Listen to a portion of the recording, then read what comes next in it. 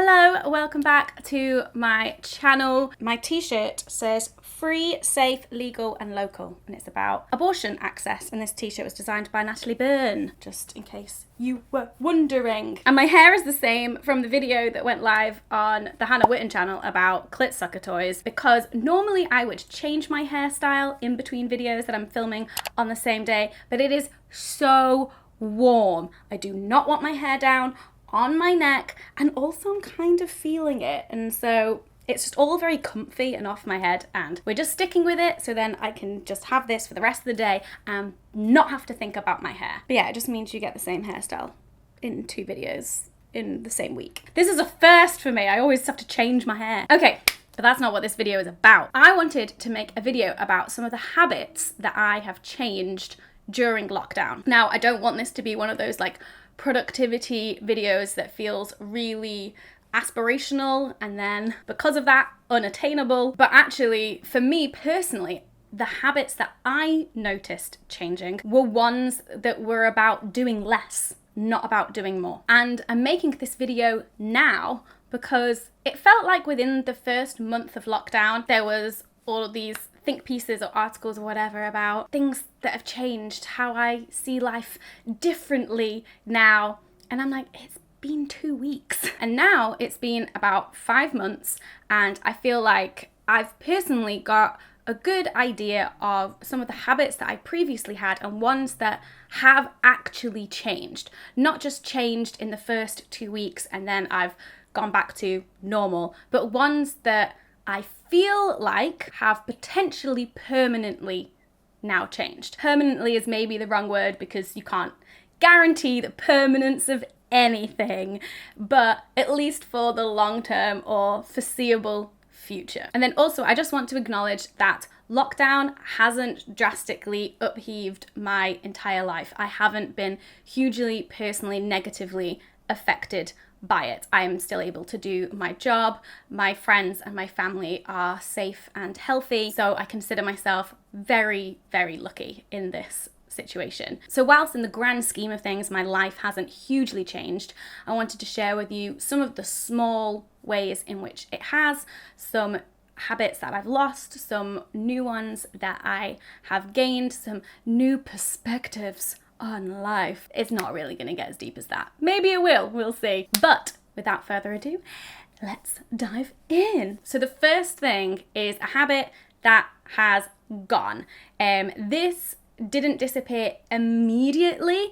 I kind of had resistance to changing it, but now that I have, I'm just like, wow. This wasn't an immediate change when lockdown started, and I actually faced some resistance with it. But what lockdown I think did for me was show me that this habit was not serving me. Like, it wasn't making me happy. It wasn't helping in any way, and actually I think it was making me feel a bit shit about myself. So previously, in normal times in the past, BC, before Corona, in my to-do list app, I use one called Todoist.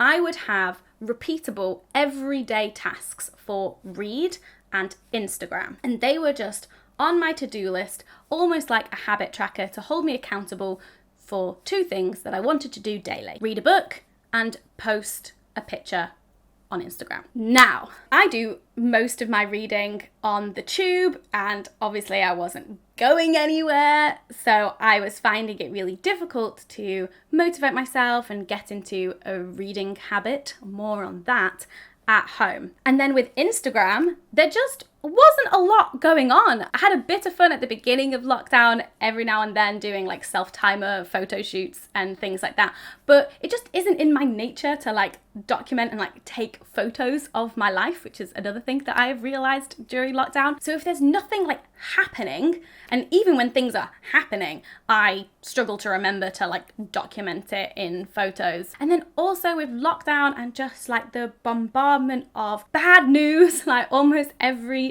single day, I've just felt like I've not had a huge amount to say. And so I felt this pressure every day to post on Instagram because I had this line in my to-do list to be like, post on Instagram, Instagram, Instagram. And I would feel bad every day for not completing that task, because the way that my brain works is that if something is on my to-do list, then I feel bad for not completing it. And pre-lockdown, that was a really good motivator for me to be posting on Instagram and reading a book. Like, that was my motivator, but it just flipped for me during lockdown, where actually it wasn't a motivator at all. Both of them were just making me feel unaccomplished and shit about myself. But before I even realized that that was what was happening, I'd actually added another regular daily task, which was go outside / exercise, because this was at that point in lockdown where you were allowed out for 1 hour of exercise a day. And so I added that to my to-do list to make sure I wasn't inside all day every day, and I would at least go for a walk every day. But it just was not sustainable. I then had 3 items on my to-do list every single day that if I didn't do, I was feeling like shit. But not just because I didn't do it, but because it was like still on my to-do list. So I just tried deleting them. I just was like, I'm just going to delete these and see what happens. See if I still do these things because I want to, rather than because I feel like my to-do list is shaming me into doing them. And that is kind of what happened. I don't post on Instagram every day anymore because I realized I was doing it out of fear, not out of, oh my God, I have this thing I want to share. And I don't read every day, but when I do sit down to read, like, it's a really enjoyable and fun, positive experience, rather than like, oh, I need to tick this thing off my list, so let me just like read for 20 minutes and then like tick it off. And then going outside and exercising, obviously things are a bit more open now, so I'm able to do that a bit more freely rather than just like 1 hour a day. But I actually still don't go outside every day. But then I realized pre-lockdown, because I work from home, there would also be some days where I did not leave the house. So for me, it's all about balance, and I can like feel inside myself when I'm like, I really need to get outside. Now, I didn't leave the house yesterday, and I have no plans to leave the house today. However, I think I probably should, although it's so hot. I don't want to go outside. I'm like, why? But yeah, that is the first habit that I changed during lockdown, which was basically shaming me into doing habits rather than just letting them happen when I want it to happen in like a healthy way. But that's just me personally. Like, you do you in the way that you track your daily habits and things. The second habit that I changed during lockdown was not setting my alarm in the middle of the night in order to empty my stoma bag. So when I had my surgery to have my colon removed and now have a stoma bag, I was told that I will need to empty it in the middle of the night. Like, it will fill up during the night with my dinner, the output from the evening's meal, and I would probably need to get up and empty it. And so for the first, year and a half, 2 years of having a stoma, I would set an alarm in the middle of the night every night. Sometimes I would wake up before the alarm, but other times the alarm would wake me and then I would go and empty it. And the reason why I did that is because I was scared of not waking up and it leaking. I've had 1 leak in my time so far. It was not a fun experience at all. We'd just got a new mattress and now there's shit stains on our new mattress forever. Yay! But honestly, I do not know what it was. When lockdown first hit, I was just like, what's the point? Nothing matters. I have no responsibilities. There was something that I felt quite freeing at the beginning of lockdown when my calendar just suddenly went from being really full to completely empty. Like, I had no obligations. I had no expectations on me from anyone. And I started setting my morning alarm later. That is a habit that has not stuck because my work has kind of picked up a bit now, a few months down the line. So now I'm getting up at the same time that I previously was. But I was just like, hey, things are quiet.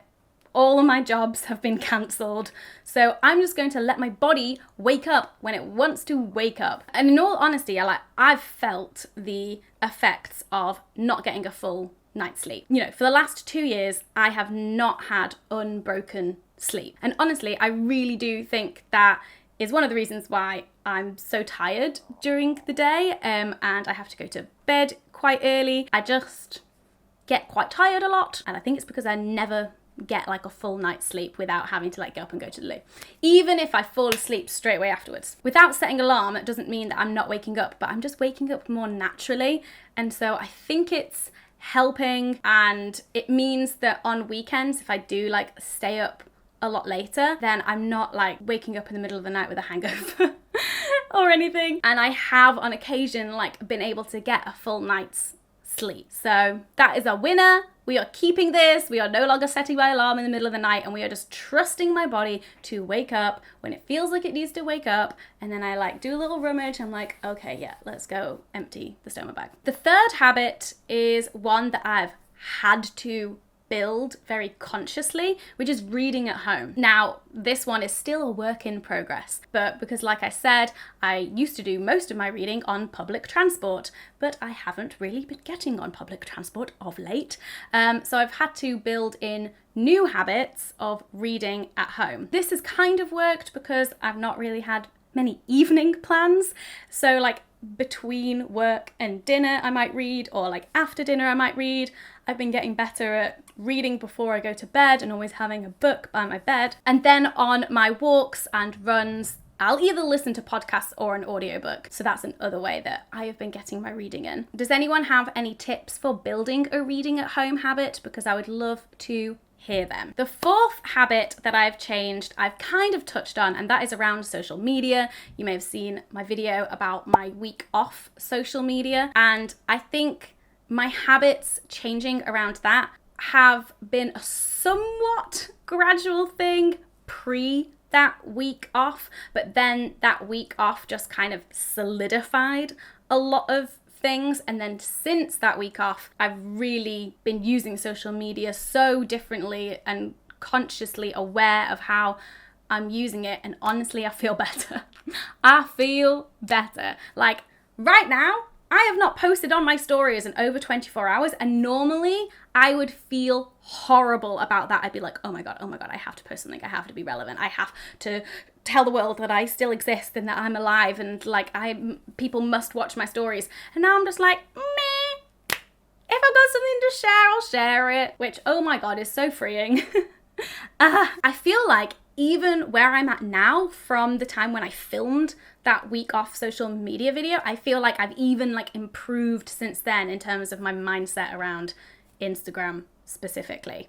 The fifth habit is around exercise, but this isn't really from one solid habit to a new solid habit. It's from one semi-solid habit to lots of habits that are continuously changing, and so maybe it's not really a habit. But basically, I used to go to the gym. I would mainly do classes. I would mainly do Zumba and Pilates. And then in lockdown, my exercise routine kind of changes every 3 to 4 weeks. It's like I can only stick to something for a month, and then I'm just like, I need something new. I need to change this. So like right at the beginning of lockdown, I did like a 21-day Pilates challenge, like through these YouTube videos, and like had loads of fun doing that. But once it was over, I was like, cool, what next? And that's when I did all of my dancing and like learning the KDA dance routine. And so that like suddenly became my new obsession. And then one of my friends from Manchester started doing Zoom yoga classes. So I would do those. And then I started a running habit. My running habit is my most recent one. I built myself up to running 5K every other day. However, it is now way too hot. And also my work has increased, like I've got more on. So I've had less time to go for a run in the mornings because I'm just like, shit, I need to like start my work day. So I actually haven't been for a run in maybe a week. So I'm like, what's my next exercise routine going to be? Who knows? I would really like to still keep up the running and doing like 5Ks semi-regularly, but I can't in this heat.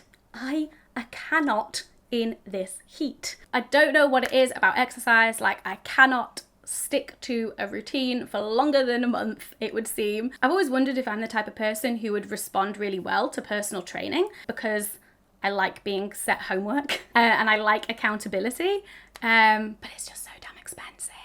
The sixth habit I've changed, this isn't really a habit I've changed necessarily, but it's a decision I have made and it's related to exercise. I cancelled my gym membership. Obviously, during lockdown, it was frozen and I wasn't paying anything because the gyms were all closed. But now that the gyms are open, I do not feel comfortable going back to the gym. And I was just running the numbers of like how much I actually spend on the gym every month. And even though I love Zumba, I have made the executive decision to cancel my gym membership. This doesn't mean I'm never gonna go to the gym again. My gym is actually like quite a bit away from where I live. So I think that if I wanted to go to a gym again, one, I would need to find good classes because that's the thing that I love. That's the thing that I do.